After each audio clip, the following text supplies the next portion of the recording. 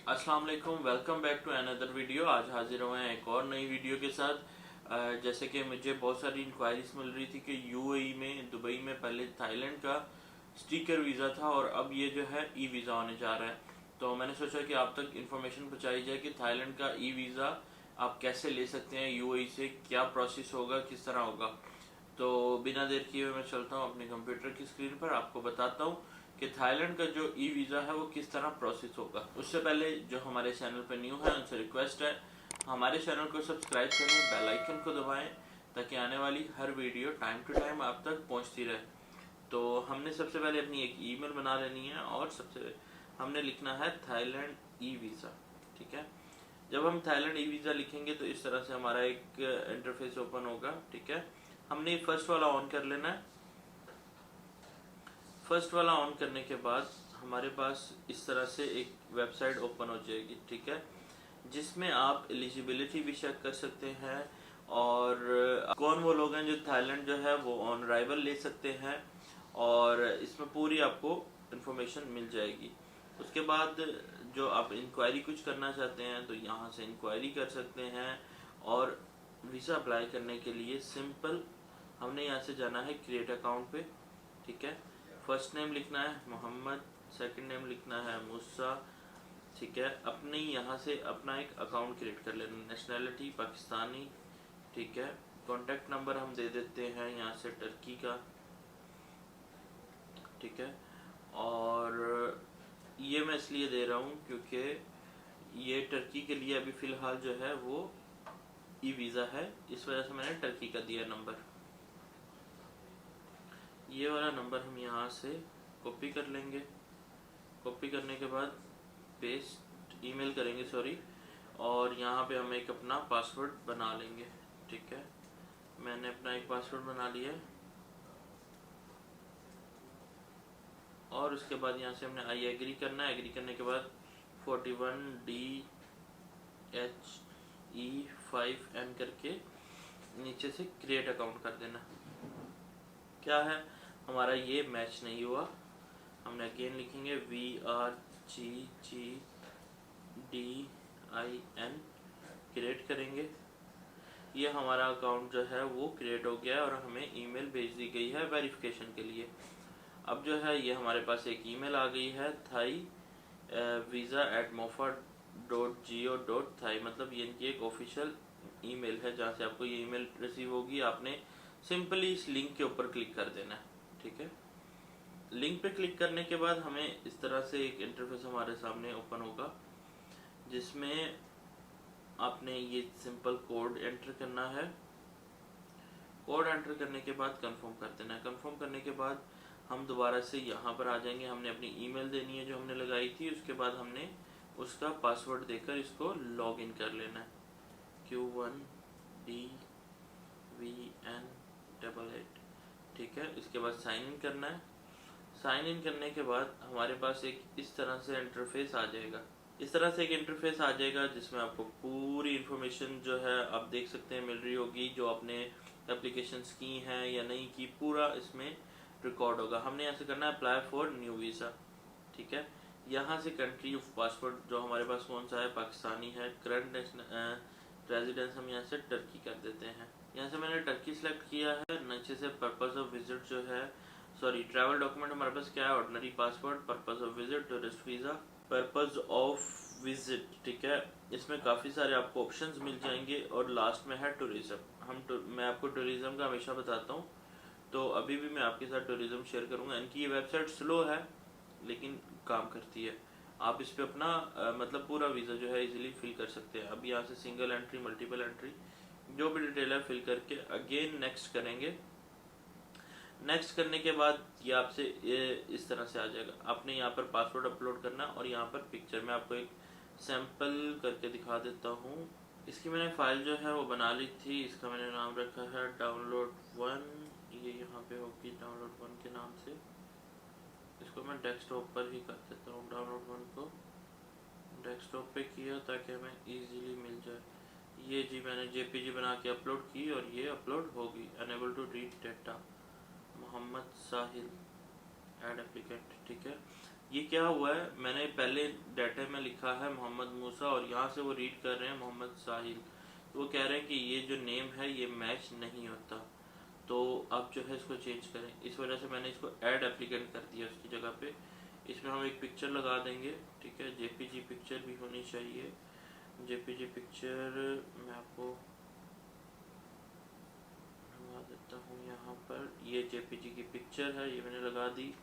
अब यहाँ से आपका जेंडर आपने सिलेक्ट करना है, टाइटल जेंडर में मेल आएगा, फर्स्ट नेम मोहम्मद साहिल, ये पासपोर्ट के हिसाब से पूरा उठा लेगा।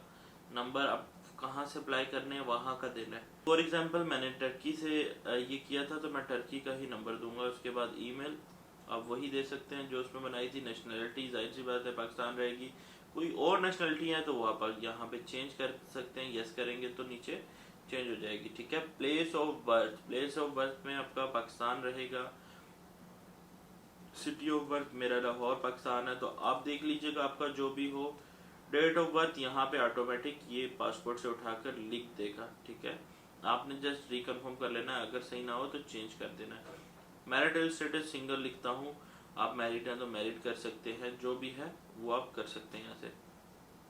उसके बाद ट्रैवल डॉक्यूमेंट्स में आ जाएंगे तो ये आपसे पासपोर्ट का टाइप, पासपोर्ट नंबर, पासपोर्ट का इशू प्लेस जो है वो आपने खुद लिखना है। यहाँ से पाकिस्तान आएगा, पासपोर्ट की इशू डेट वो भी आपने खुद लिखनी है। मैं यहाँ से कर देता हूँ 2020 जनवरी 1 से 2030 जनवरी 1, ठीक है।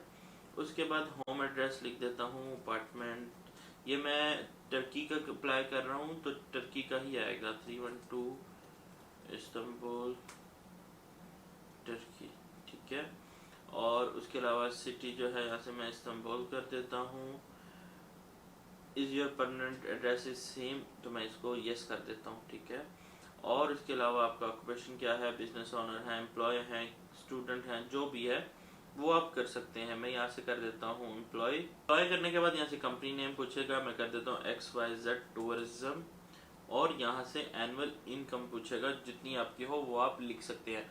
इसमें मेरे आपके माइंड में एक क्वेश्चन जरूर आएगा कि मैंने आपको शुरू में वीडियो के बोला था कि मैं दुबई के लिए अप्लाई कर रहा हूँ, लेकिन मैं पूरा प्रोसेस टर्की के लिए कर रहा हूँ। उसका रीजन ये है कि दुबई के लिए फिलहाल स्टिकर वीजा है टिल 14 नवंबर, ठीक है। तो इसलिए मैं टर्की के सेक्टर लेके अप्लाई कर रहा हूँ, और ये सेम प्रोसेस यूएई के लिए रहेगा आफ्टर 14 नवंबर। तो इसलिए मैंने सोचा कि मैं आपको पहले ही इसकी डिटेल बता दूं कि ये आप कैसे अप्लाई कर सकते हैं और कैसे वीजा ले सकते हैं। और इसकी अराइवल डेट जो है वो मैं यहाँ से दे देता हूँ 1 दिसंबर टू 7 दिसंबर, ठीक है। और ये ड्यूरेशन ऑफ स्टे जो है 6 डे हो गया। अराइवल पोर्ट जो है आपका कौन सा रहेगा, इंटरनेशनल एयरपोर्ट। और इसके अलावा आपके जो आप किस पे जा रहे हैं, चार्टर, प्राइवेट जेट, ये तो हो नहीं सकता, जाहिर सी बात है। कमर्शियल जो है फ्लाइट, उस पे जाएंगे तो यहाँ से कमर्शियल सेलेक्ट करेंगे। फ्लाइट नंबर मैं ऐसे कर देता हूँ EK201, आपका जो भी हो वो आपने कर देना है। आप पहले कभी थाईलैंड आए हैं, यस नो, यस है तो आप यस करेंगे, अदरवाइज नो करेंगे। और पहले जो है आपने थाईलैंड का कभी अप्लाई किया है या किसी ग्रुप के साथ ट्रैवल किया है तो आप यहाँ से यस कर सकते हैं। स्क्रॉल डाउन करेंगे तो ये आपसे पूछेगा होटल, ये आपने इनको बताना है होटल का एड्रेस जो कि आपका होगा थाईलैंड के अंदर। ये आपको booking.com से जो होटल करेंगे वहां से मिल जाएगा। बैंकॉक होटल फिलहाल मैं लिख रहा हूँ, ठीक है। तो आपका जो एक्यूरेट होगा पूरा एड्रेस आपने यहाँ पे लिखना है विद नंबर।